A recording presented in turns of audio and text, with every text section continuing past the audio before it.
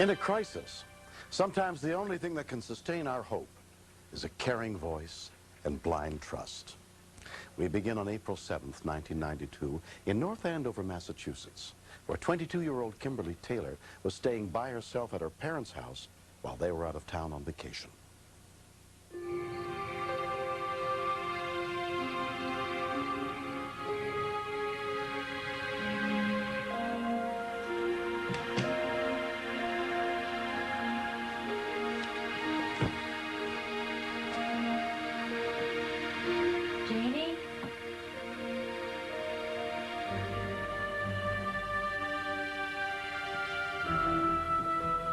Janie?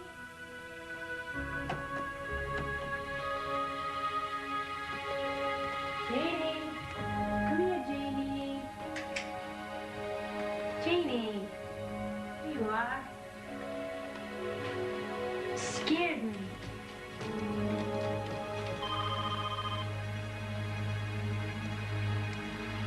North Andover Police Emergency Line. Yeah, somebody's trying to break into my house. What's the address? Around the side of the house, I can hear someone trying to open the window, trying to break open the window. All right, stay in line with me, okay? Yeah. Control to 308. Hurry up, they just get in. In the time that it took me to dispatch that first cruiser, the subjects had gotten into the house. Road, B&E in progress. North Andover Police Dispatcher John Burke was handling the call. This was the first call that I had received where there was an actual life and death situation. Oh, God, they're in. Hold on, I need to jam my door. I'll get it to Dave. What's your name, ma'am?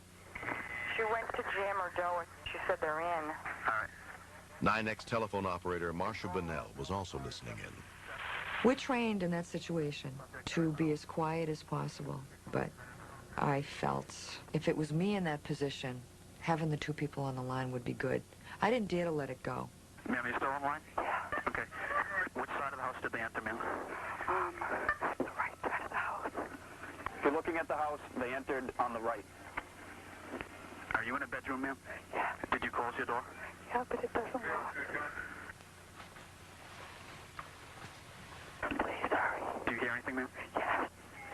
Okay, we have several cruisers en route, okay?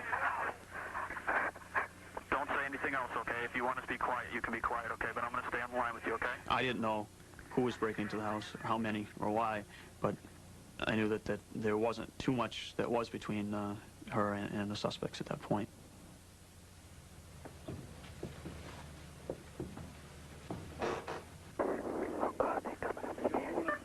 You were upstairs, ma'am. Okay, where is your bedroom upstairs?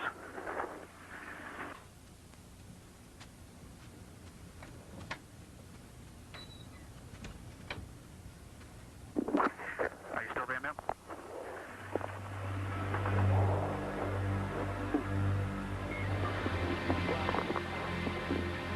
When we continued, Had there been a number in the house that the officers could find easily, it would have saved precious seconds.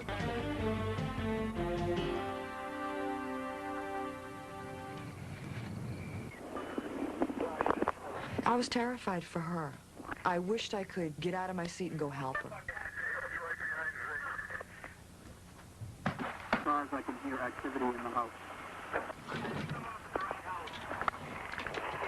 Name is Taylor. Ma'am, are you able to speak? Can you just tell me the color of your house, if you can say it without them hearing you? EJ, she cannot speak to me, but she had told me seven. One of the problems we had was there was cluster mailboxing across the street from the house, and in this case, the name on the house read differently than the name of the caller.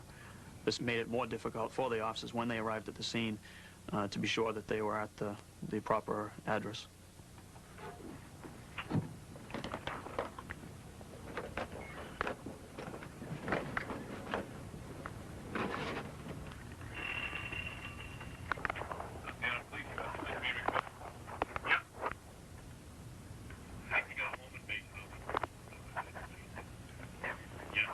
I can't understand what you're saying.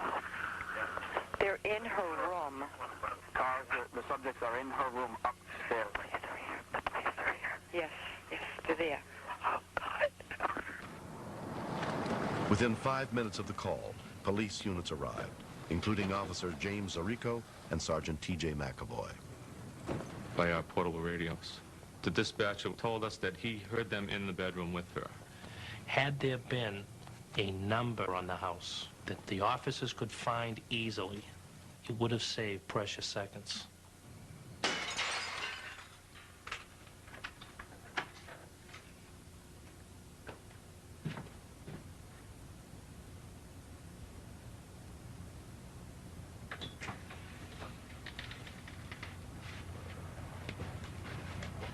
Get all this stuff all over the floor. It's been in here. Got a room to the left, seat. Clear.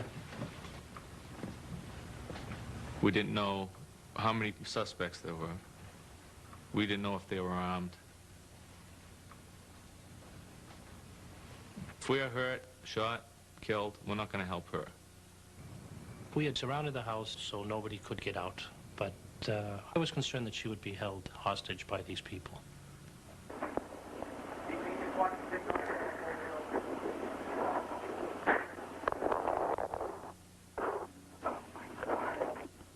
Stairs are clear. There's blood on the floor over here, Mike. Guys, there's blood on the floor over here. When we saw the blood in the narrow stairway, I could feel my heart pounding in my chest. We knew they weren't on the first floor, and we knew she was on the second floor.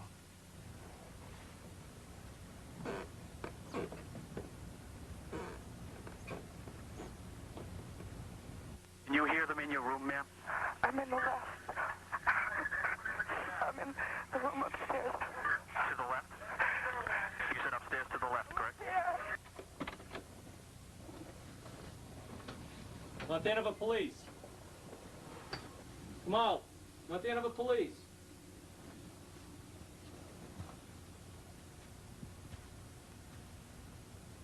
Is there an officer upstairs with you, ma'am? Can I hang up now? Okay, ma'am, as long as there's an officer there, you can hang up, okay? Yeah. Okay, hang up then, okay? North Andover police. Geez, you all right? When she finally popped her head out, it startled me. I didn't think anybody was in the room. Say, dude, it's all right. I asked her if she's all right. She said they never even knew she was there. So I knew that one of those persons who broke into the house had to be cut or bleeding. Is anyone in the garage? Officer Foles heard some noise in the garage. We had no officers in there.